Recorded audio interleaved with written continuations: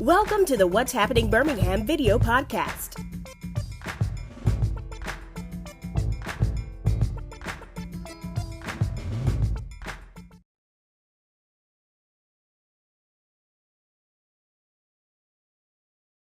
Hello everyone, this is Jarvis Escott with What's Happening in Birmingham. This is part 2 with my friend Cindy Wilson on her book, Too Much Soul.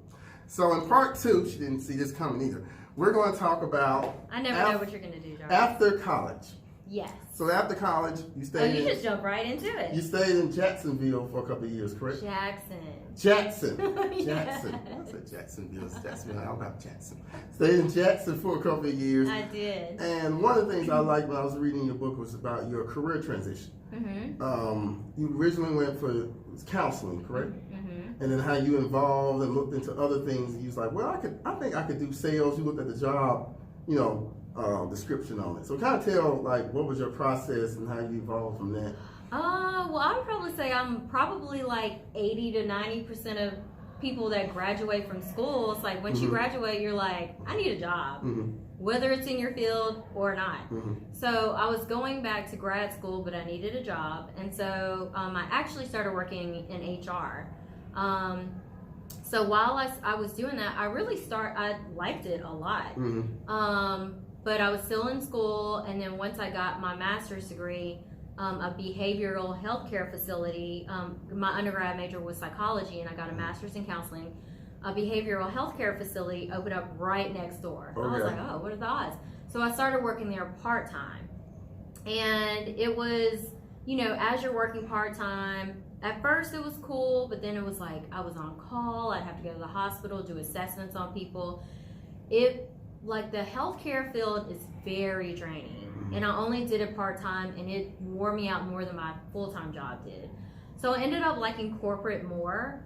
And then when I ended up moving here to Birmingham, I was presented with a sales opportunity. Yes, I remember and people would always say, you should be in sales. And I'd be like, no, I don't want to do sales. You think about sales people. I'm like, no, I don't want to do that. But then they told me how much it paid, and I was like, I want to do that. I want to do that. And then, the thing about sales too is it teaches you a skill set that you can apply in your everyday life too. As far as how you deal with people. So I've really enjoyed being in sales for sure.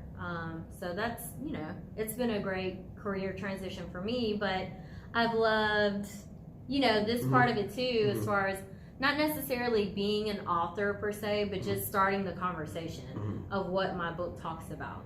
So that's been pretty exciting for me. So let me so you got here in Birmingham, you met a lot of great friends. That's how I met her. I did! Yes. I don't know how much you want to tell about how we met. Yes, but this person, that's when I first met her. I call you Mr. Birmingham. Does anybody else call you that? Yeah, a couple people do, but they don't say it like probably, yes. Yeah, this is Mr. Birmingham, people. This is Mrs. Get in the know. This is Mrs. Southeast. I will say that. Mrs. Southeast.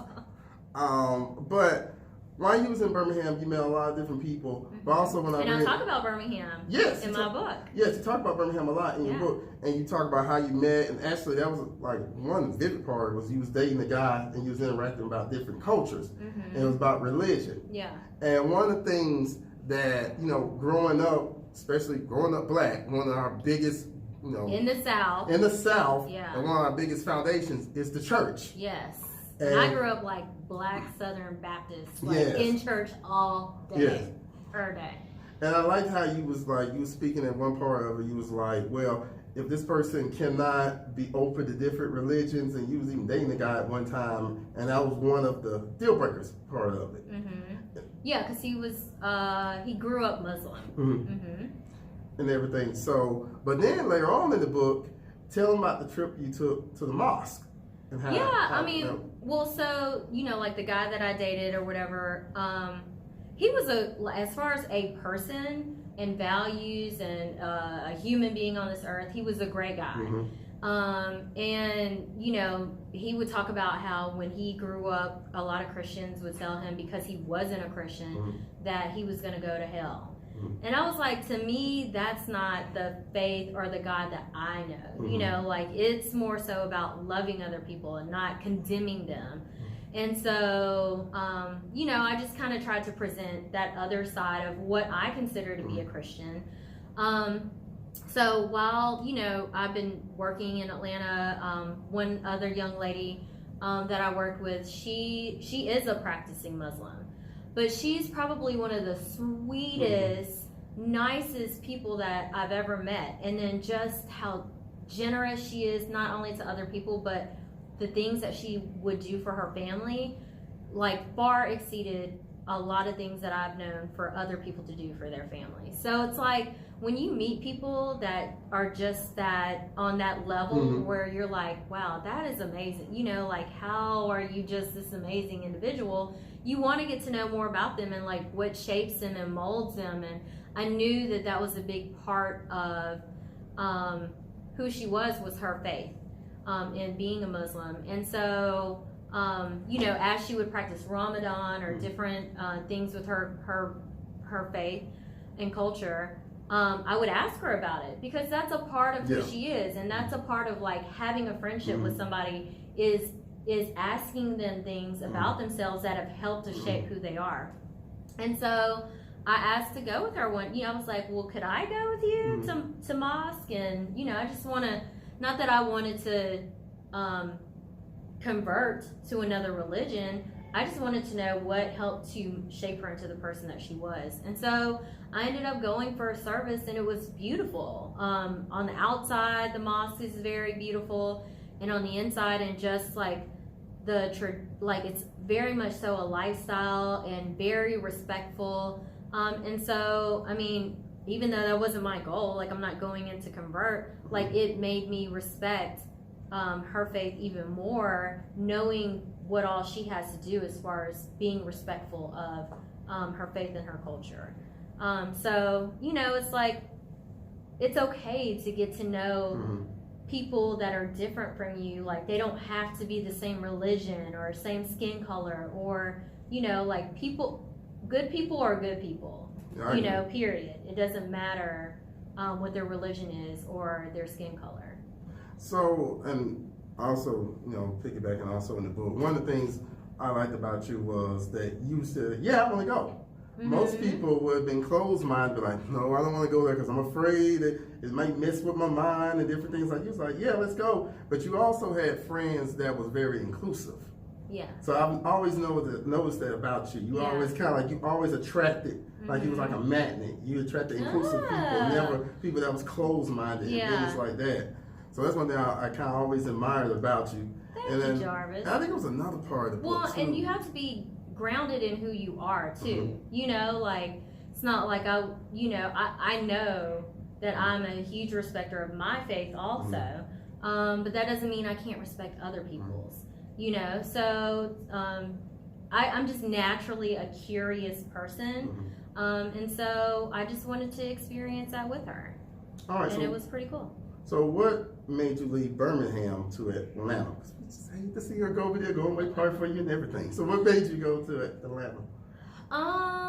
Well, I feel living in Birmingham, that tends to be the typical progression. Yes. Like, you meet people and then you're like, wait, where are you going? And everybody's going to Atlanta because it's right next door.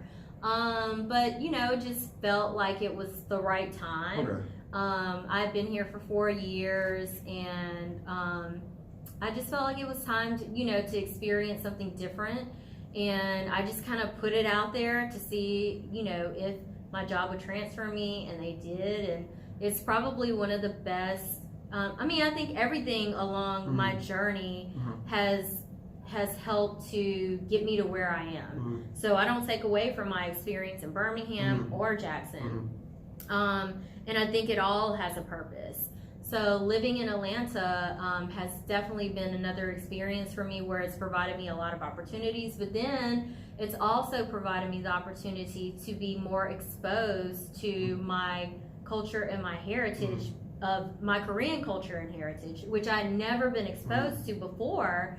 And so that really, like, I never wanted to go back to Korea before, but that really led me to want to learn more about it. And exposure is key. And that's why, like, when you have movies like Black Panther and Crazy Rich Asians, and, movies that people can see themselves in, with not only just people that look like them, but also not having one-dimensional characters based on your skin color. And so being able to go and then see other Asian people, you know, prosper and, you know, they're cool, or, you know, like, can I relate to them? And like, yeah, you know, why not? And so it's just been a really great experience for me. And I'm so glad I made that move, because it's really opened my eyes and my mind to just a bigger world and bigger possibilities as far as learning more about my culture and heritage as well. All right, so I know we did part 2, you like yours. We got one final part, because what I want to do, this last part, I know we was going to talk about family, but this last part, we're going to talk about family because we couldn't fit in this way. I wanted to kind of keep the conversation going. Okay. So for more videos, please check out what's happening at Birmingham.com, and don't forget to subscribe to my YouTube channel. Thank you all again, and part 3 is coming up next. Thanks. Bye-bye.